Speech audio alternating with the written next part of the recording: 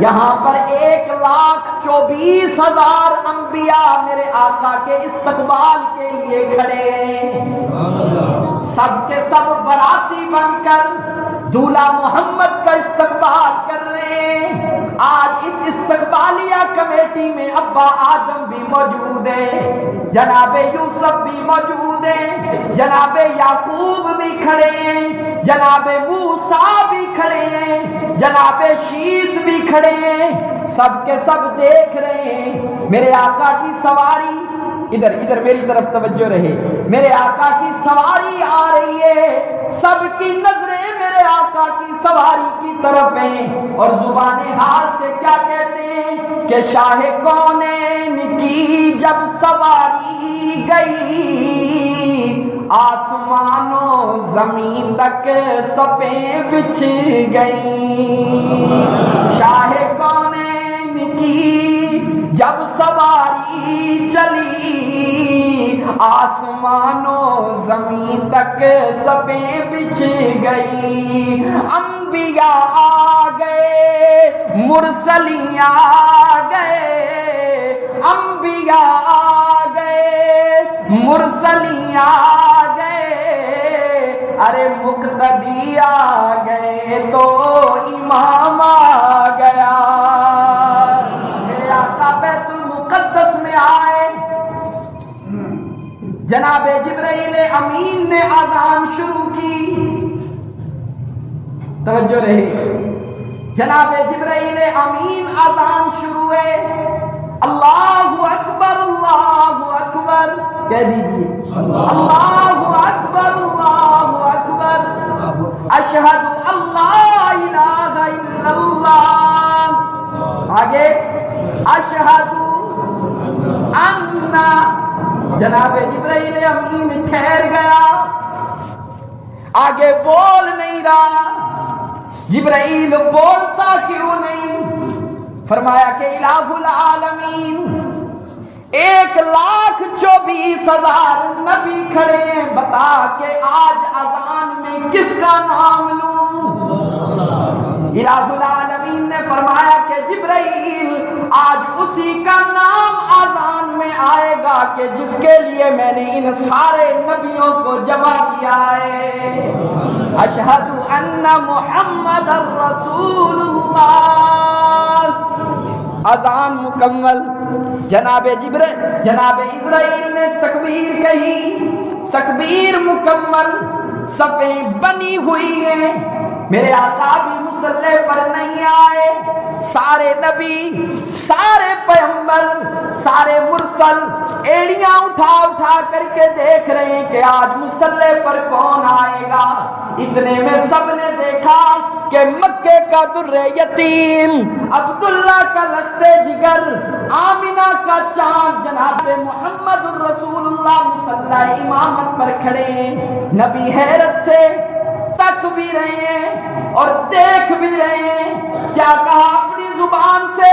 قربان محمد تیری شان پر، اللہ نے تجھے ہم سب سے آخر میں بھیج کر خاتم الانبیاء بنا دیا، آج مصلی پر کھڑا کر کے تجھے امام الانبیاء بنا دیا ہے۔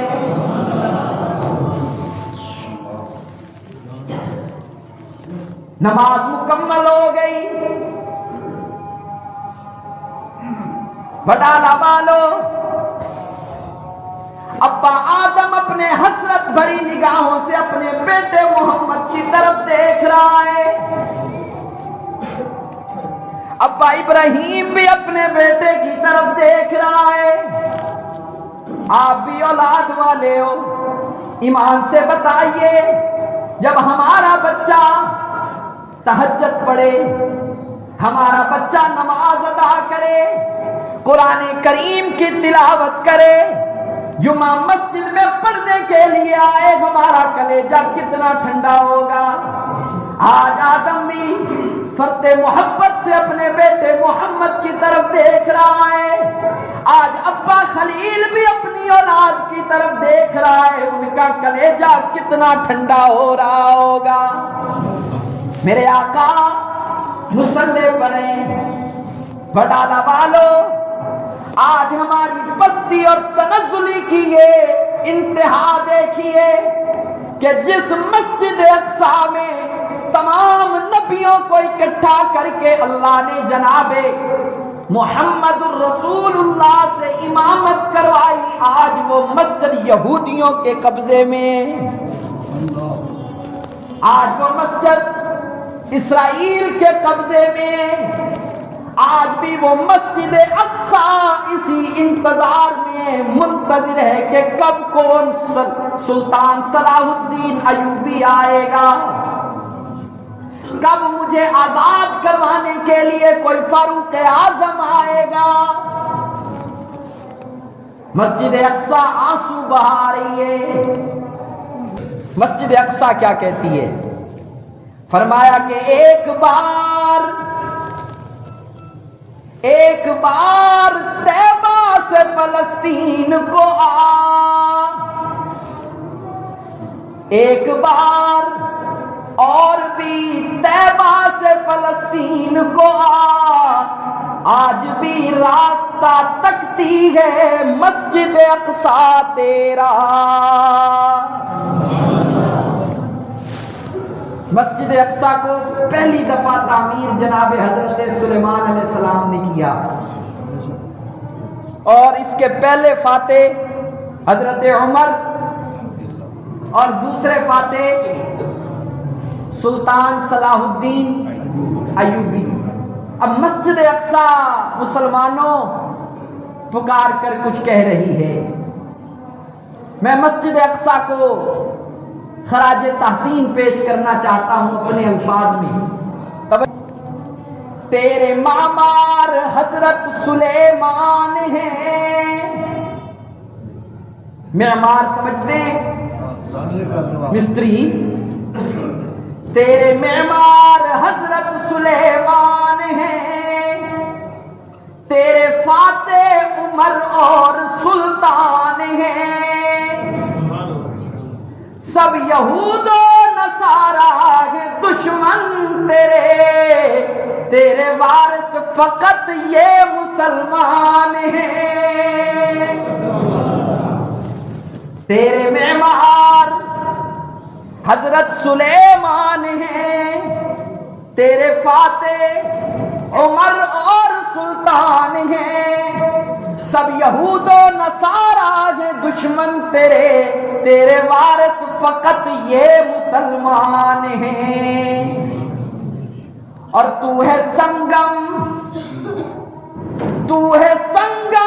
اسرا اور معراج کا۔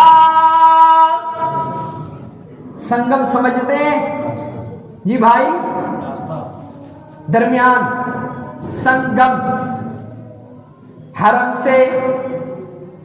سے میرے آقا کا سفر شروع ہوا مسجد اقصی تک، پھر مسجد اقصی سے آگے عروج کا سفر شروع ہوا۔ سمجھے بھائی؟ ساری ہلا دیا کرو یار۔ پہلا سفر حرم سے مسجد اقصی تک، پھر دوسرا سفر مسجد اقصی سے معراج، حرم سے لے کر مسجد اقصی تک اس کو اسرا کہتے ہیں، اور مسجد اقصی سے اوپر اسے معراج کہتے ہیں۔ توجہ کیجئے گا، تو ہے سنگم اقصی، تو ہے سنگم اسرا و معراج کا، تو نے دیکھا وہ منظر کے سب انبیاء ایک امی لقب کی کریں اقتدا، ایک امی لقب کی کریں اقتدا، انتہا جس سفر کی ہے عرش بری، ابتدا اس سفر کی ہے تیری زمین۔ مسجد اقصی آج صلاح الدین ایوبی کو پکارتی ہے، آج بھی کسی ایسے مسلمان کی تلاش ہے کہ جو جائے اور اسے یہودیوں کے قبضے سے آزاد کروا دے۔ میں دعا کرتا ہوں یا اللہ ہمارے وہ بم اور بارود میں مسجد اقصی کی حفاظت کرنے والے مسلمانوں کی اے میرے اللہ ان کی حفاظت فرما۔ وہ سسکتے بلکتے بچے جنہوں نے مسجد اقصی کے لیے اپنی جانوں کا نذرانہ دے دیا، یا اللہ ان بچوں کو بھی جنت الفردوس میں اعلیٰ علیین میں اونچا مقام عطا فرما۔ میرے آقا نے مسجد اقصی میں تمام نبیوں کی امامت کروائی۔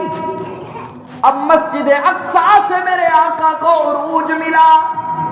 بڈالہ والوں پہلا آسمان نیچے، دوسرا آسمان نیچے، تیسرا، پانچواں، چھٹا، ساتواں آسمان نیچے، میرے آقا اوپر ہیں، میرے آقا اوپر ہیں، سدرۃ المنتہا نیچے، عرش معلا بھی نیچے، میرے آقا کعبہ قوسین کی بلندیوں پر پہنچ گئے۔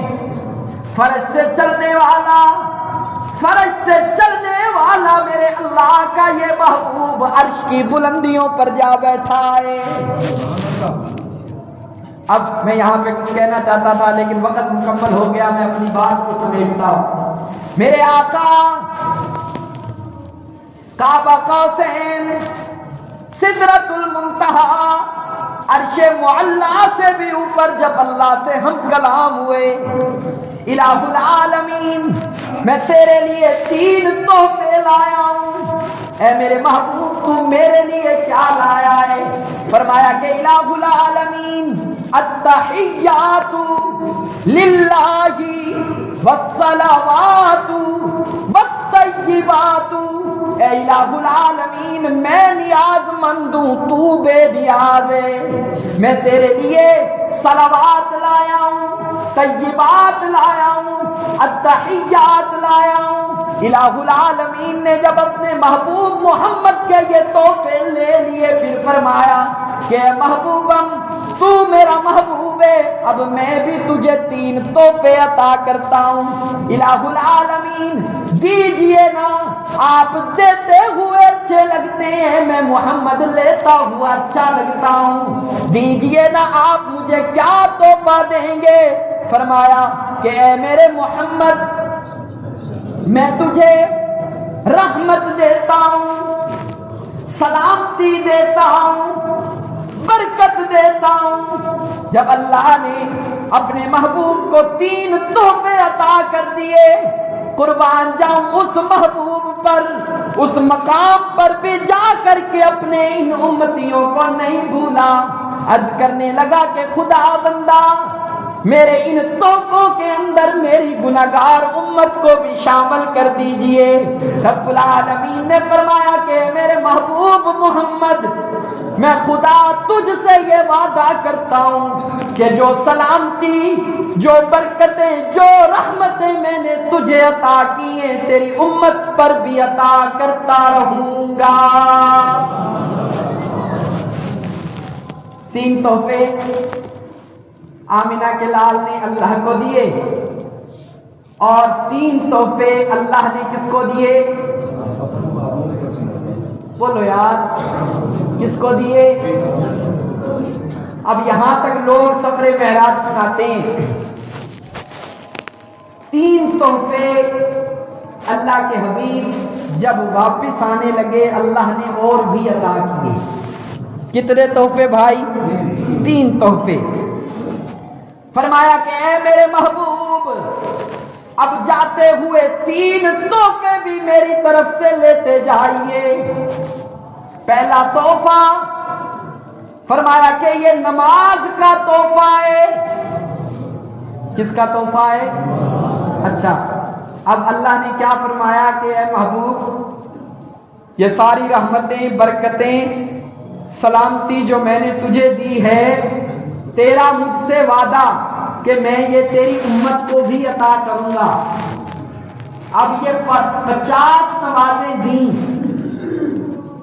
اب یہ سلامتی، برکت، رحمت اسی کو ملے گی جو یہ نمازیں پڑھے گا۔